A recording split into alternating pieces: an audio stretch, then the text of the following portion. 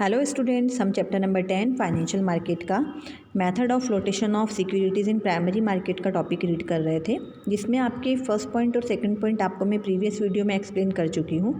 Today now I will explain you our third points private placement.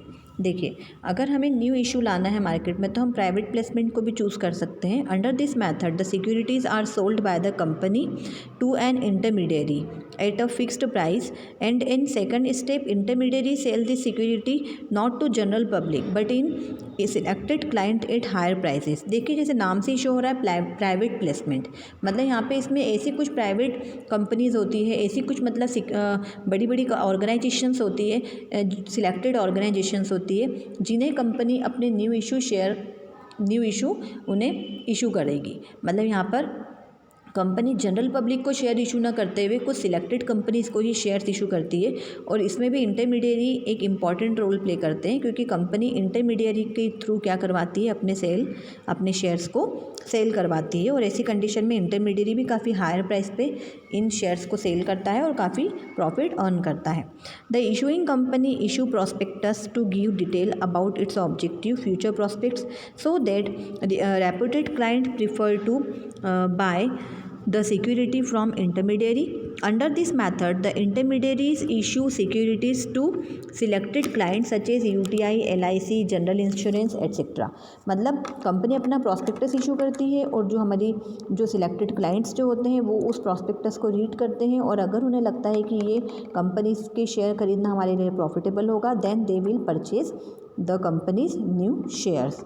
और इसमें हमें कुछ ऐसे सिलेक्टेड क्लाइंट बताएं, जैसे UTI है, LIC है, जनरल इंश्योरेंस है, तो ये लोग इसके सिलेक्टेड क्लाइंट होते हैं जिन्हें हम ये न्यू इशू करेंगे।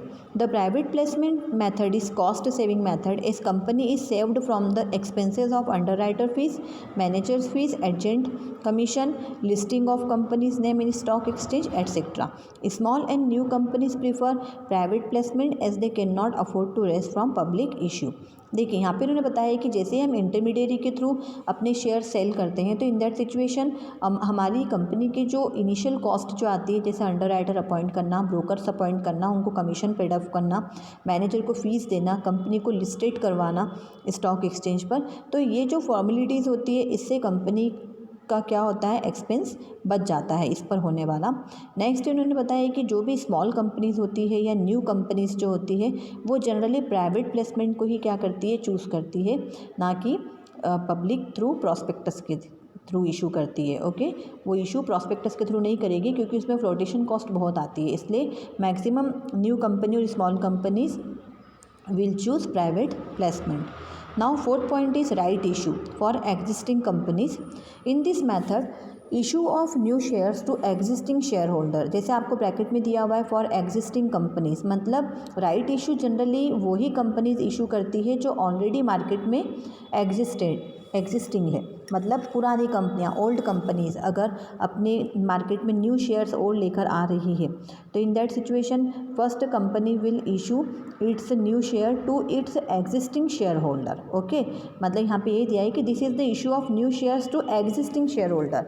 जैसे अगर कोई कंपनी है और कंपनी में ऑलरेडी पुराने शेयर होल्डर हैं और कंपनी मार्केट में न्यू इशू लाना चाहती है तो first company will offer this new issue to its old existing shareholder. After then company will issue this share in general public. Okay, it is called a right issue because it is the preemptive right of shareholder that company must offer them the new issue before subscribing to outsider. Each shareholder has the right to subscribe to the new shares in the proportion of share he already holds. मतलब यहाँ पर जो भी old share holder होते हैं उनको अपने एक फिक्स्ड प्रोपोर्शन में न्यू शेयर्स लेने का राइट होता है, जो जनरली 1:2 का रेशो होता है। और right issue is mandatory for companies under companies act 1956।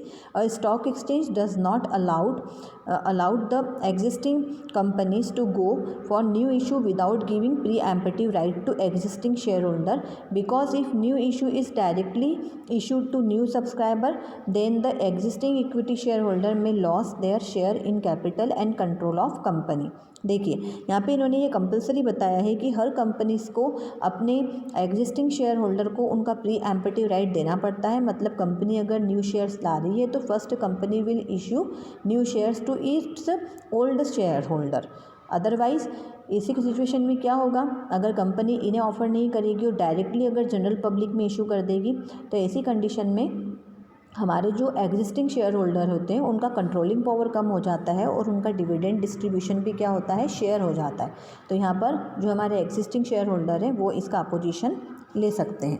That is it would water there liquidity to stop this the preemptive or right issue is compulsory for existing company. मतलब existing company के लिए right issue करना compulsory होता है। And the last point is EIPO, electronic initial public offer. It is the new method of issuing securities through online system of stock exchange. देखिए ये हमारा एक न्यू सिस्टम है जिसमें हम स्टॉक एक्सचेंज के थ्रू क्या कर सकते हैं, अपने न्यू इशू लेकर आ सकते हैं। In this company has to appoint registered broker for the purpose of accepting application and placing order. और इसके लिए कंपनी अपने रजिस्टर्ड ब्रोकर अपॉइंट करती है जो ऑर्डर और एप्लीकेशन को एक्सेप्ट करते हैं और ऑर्डर प्लेस करते हैं। The company issuing security has to apply for listing of its securities on any exchange other than the exchange it has offered its securities earlier. The manager coordinates the activity through various intermediaries connected with the issue. मतलब यहाँ पर जो भी share holder होते हैं उनको हम online इनके साथ हम ट्रेडिंग करते हैं और यहाँ पर जितने भी इंटरमीडिएट्स होते हैं उनसे इनके मैनेजर कोऑर्डिनेट होते हैं और इनकी एक्टिविटीज़ को पूरी तरह से, इनके मैटर्स को, इनके इश्यूज़ को कंप्लीट करते हैं। आई होप आपको ये मेथड्स क्लियर हुआ होगा। नेक्स्ट टॉपिक आपको मैं नेक्स्ट वीडियो में एक्सप्लेन करूँगी।